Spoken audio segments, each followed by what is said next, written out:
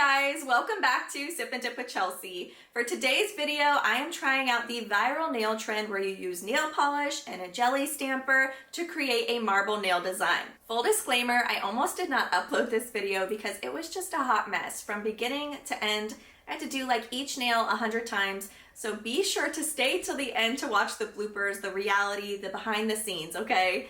And I know some of y'all are gonna see this and say, Chelsea, it looks fine, you're nitpicking, and you're gonna be so sweet, okay? And I love you guys for that. That's not what today's video is about. I am not fishing for compliments whatsoever.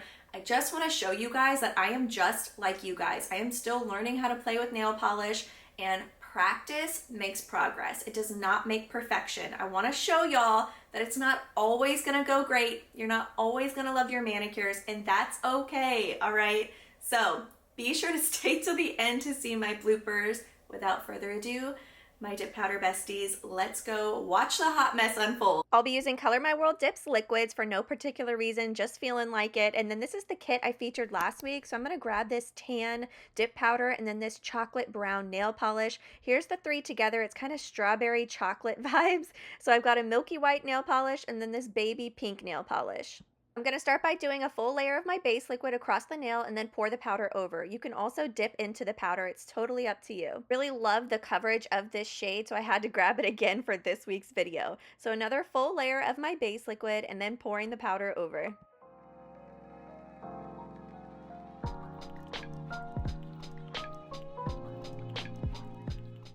Once it's dry, we can dust it off and start on layer number 2. So layer number 2 is going to be the same, just a full layer across the entire nail, pouring the powder over.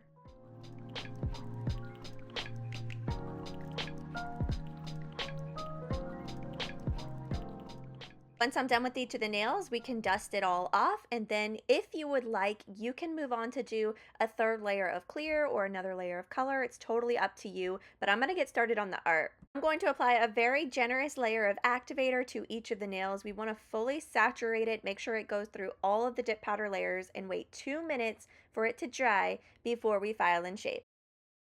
Now with the 180 grit side of my nail file, I'm just going to go around my free edge shape first, making sure it's nice and crisp. So I do that for each of the nails, and then once I'm happy with it, then I'll go in with the buffing block across the entire top surface. So that's just going to make sure everything is nice and smooth before we go in for our nail polish. Once I'm done with each of the nails, then I will dust it off, and we are going to use some rubbing alcohol next. So not the second activator, because we're not going to be doing dip powder top coat. We're going to be doing nail polish on top. So is when things took a turn for the worse. You're going to need a stamper. This one's from Maniology. You can use any kind you want. Here is the little stamper in here. Y'all, look at the top of this lid. I ended up putting nail polish on top of here without taking the lid off. I don't know what I was thinking. This was last night, and I stamped it on my nail just like that, thinking, what is wrong with this stamper? Did it harden? Like, what happened? It was on the lid. I can't even with myself. I should have took that as my sign from the universe to stop. Moral of the story is to take your lid off before you get started. Don't be like me. So you can totally use a latex on your skin if you would like, or anything that you have to protect your skin if you don't want to get polish all over it. I just don't have anything. So my first idea was what I saw in this video, where she layered all of the colors on top of each other, just like this. And she stamped it across the nail, like in blobs, just boop, boop, boop, all over the nail. And I thought, that's easy enough. I can totally do that. So I did, and here's how it turned out.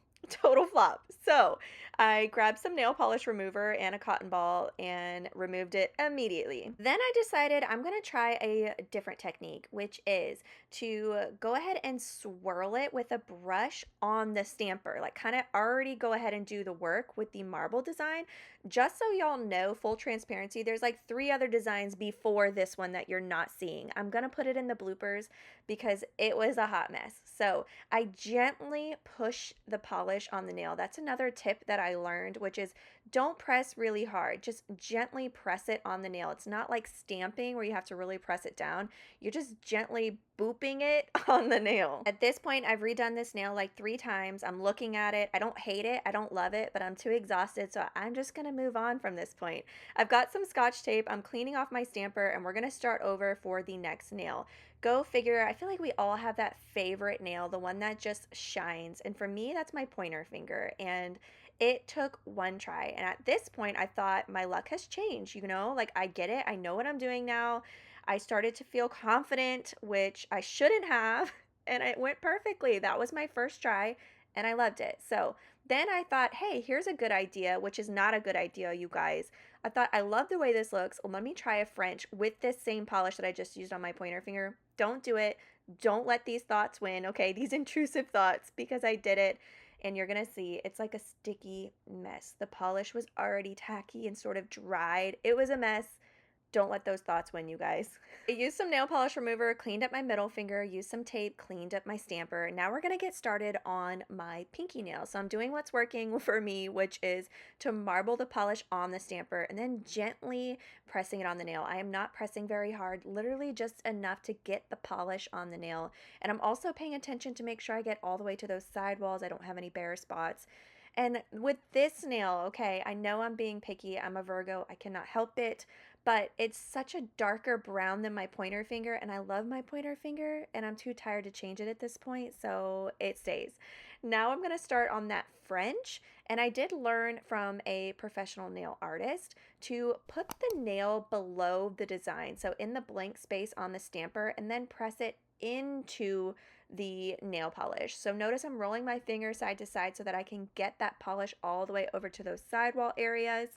And I wish I stopped here. I should have stopped here, even watching this back on filming right now, but I ended up going way further. Notice right here, and I totally messed up my smile line. So now I'm going to fix it with a brush, but I wish I would have kept it a thinner smile line. All right, y'all, time for the last nail. So we're gonna prep our stamper again, do a little bit of swirl magic here, and make sure you put your nail in the blank space under the design and then push it into the polish. This is gonna help prevent it from completely getting all over your skin and under your nail. And I'm just gonna roll my finger a little bit side to side, trying my best to get it over to those sidewalls without going too thick. And that's when I realized that my French smile line on this nail doesn't really match now with my middle finger. So I take a look at it and I was like, ugh, okay, I gotta go in for more. And I go in for more, and it still isn't 100% the same, but it's enough that I'm so tired, I'm just gonna fix it with the brush. At this point, I'm looking at it, trying to mentally decide if I wanna move forward, remove it all, pretend this never happened. Y'all, I'm just having a moment with this. So I grabbed my cleanup brush. This is from Maniology. I've got my nail polish remover here, and I'm just going to get some of this off my skin and clean up around my cuticle area. You can also use a Q-tip as well. Now that it's fully dry, it's time for top coat. So this is my top coat dream team here. So this is the smudge-free top coat from Maniology, and then this is Essie's Gel Setter. I love these two together. I'm going to start with Maniology's first. So basically, this is going to prevent the design from smudging. I was not even going to risk it. I did not want this design to smudge from the top coat, so we're going to do a layer of this, capping off that free edge, and let it dry.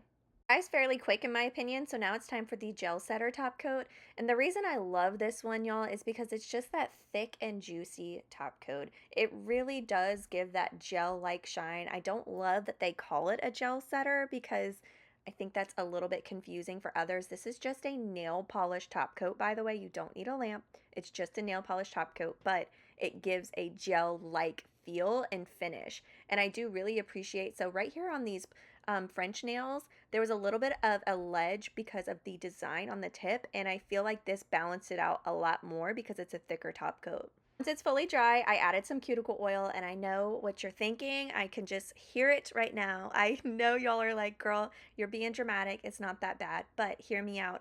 I just don't love it. So I uploaded this to show you guys that we all have those days. We all have those manicures. I am just like you guys. I see these girlies out there on the internet who make it look so easy, and I love them for that because it gives me the confidence to want to try it, and it doesn't always work the same.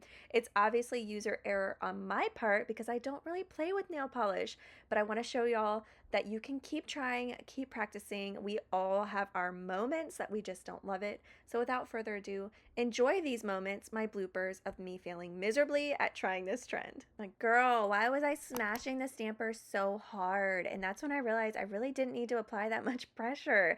So I was looking at this from every angle, just trying to like it. Like, is it that bad? Is it really that bad? And it was. So Next, then I realize I'm covered in hair. This one was just way too much brown again. I don't know what was going on with me and this brown taking over all the nails. I took it off and I tried again and I realized that I found another hair right there.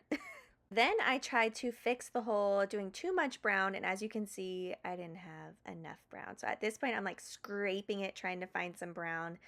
Y'all, I could not even with myself at this point. Then I decided to just wipe my brush off, not fully clean it, and y'all, look at this mess. So I thought, let me just pick at it. That's totally gonna work. It made it 100% worse. A frayed mess.